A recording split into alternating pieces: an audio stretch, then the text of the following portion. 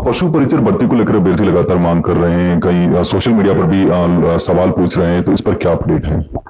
देखिए, 24 अक्टूबर को हमने कैलेंडर जारी किया था पशु परिचर का भर्ती का, और उसमें लिखा था कि परीक्षा 1 से 3 दिसंबर के बीच में होगी, और परीक्षा उस तारीख को हुई।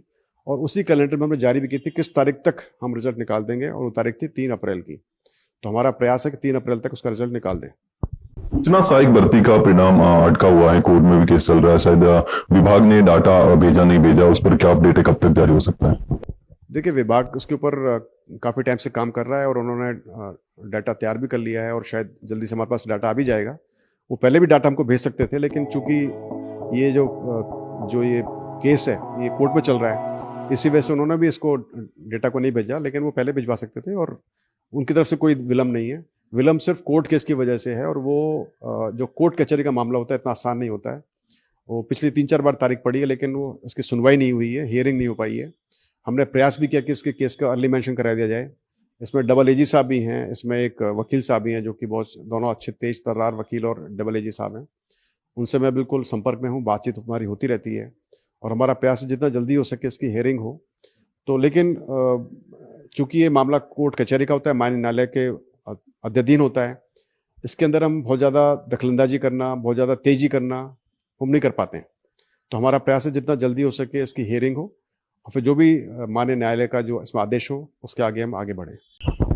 और कौन कौन सी भर्तियां हैं जिनका परिणाम आप तैयारी कर रहे हैं जारी करने की, जो जल्द आने वाले समय में जल्दी जारी हो सकते हैं? जैसे मैंने बताया कि हम प्रयास करें कि L1 का रिजल्ट जारी करें, PTI का रिजल्ट जारी करें, पशु परिचर का जारी करें। तो ये 3 तो हमारे पास बिल्कुल इमीडिएटली हम कर रहे हैं। L2 का जैसे मैंने बताया, हम उसका वर्कआउट कर रहे हैं कि कितना उसका नंबर है एग्जैक्टली। तो ये 4 तो हम स्टेट में कर रहे हैं। जो बाकी भर्तियां हैं, जैसे फायरमैन भर्ती है, उसके अंदर तो अभी जब तक जांच पूरी नहीं होगी DLB की तरफ से हम उसके आगे नहीं बढ़ सकते हैं, हमको वेट करना पड़ेगा। और जो बाकी दूसरी परीक्षाएं, जैसे संगणक परीक्षा है, JRA परीक्षा है, इनके जो प्रोविजनल केसेज हैं उनको थोड़ा वेट करना पड़ेगा जब तक डेटा हमारे पास पूरा नहीं होता है। और हम बार बार रिजल्ट निकालना चाहते नहीं, क्योंकि हमारे पास इतना तरीके नहीं, संसाधन नहीं कि बार बार रिजल्ट निकाल सकें, टुकड़ों में रिजल्ट निकालें। RPSC आमतौर पर परीक्षाओं का रिजल्ट एक बार निकालती है, और हम परीक्षाओं का रिजल्ट कम से कम 3 बार निकाल रहे हैं। पहले तो परीक्षाओं का रिजल्ट हमने 5-6-10 बार भी निकाला है। तो हम प्रयास करने के जितना हो सके हम 3 बार में रिजल्ट निकालें, एक बार बड़ा रिजल्ट, एक बार प्रोविजनल केसेस का, और एक बार लास्ट रिजल्ट। तो यही हमारी हम प्रयास करें कि ऐसा हो जाए, तो हम थोड़ा सभी रिजल्ट के ऊपर फोकस कर सकते हैं और रिजल्ट निकाल सकते हैं।